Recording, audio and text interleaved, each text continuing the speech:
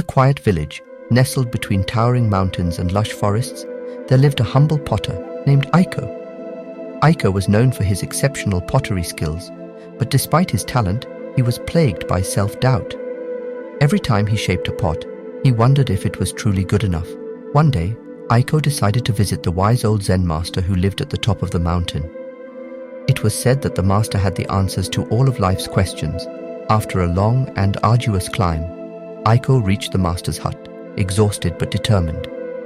"Master," Aiko said, bowing deeply, "I have come to seek your wisdom. Despite my years of practice, I am always filled with doubt about my work.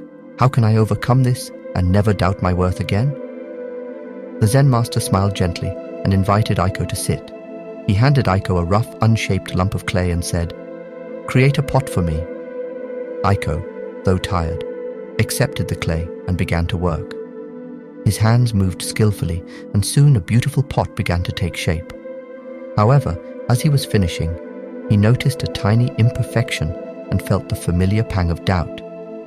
The master observed quietly and then said, "Come with me, Aiko." He led Aiko to a small hidden garden filled with the most exquisite flowers Aiko had ever seen. Each flower was unique, with its own shape, color, and fragrance. "Do you see these flowers, Aiko?" the master asked. "Each one is different, yet each one is perfect in its own way. They do not doubt their worth, they simply bloom and share their beauty with the world." The master then took Aiko to a river where smooth, polished stones lay scattered along the bank.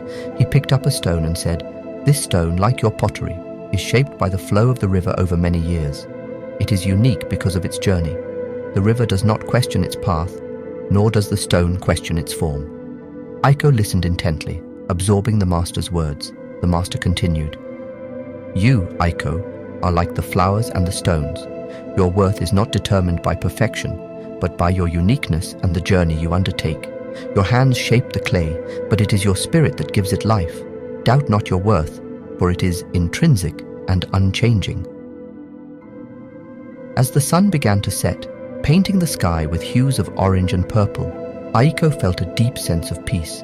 He thanked the master and descended the mountain, carrying not just the pot he had made, but also a newfound understanding of his own worth. From that day forward, Aiko's pottery flourished more than ever. He embraced each creation, imperfections and all, knowing that his worth was not in the flawless execution, but in the unique essence he brought to his work.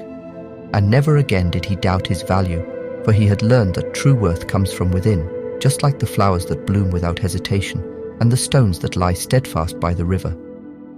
And so, Aiko lived out his days creating beautiful pottery, content and confident in his worth, sharing his unique gifts with the world without a trace of doubt.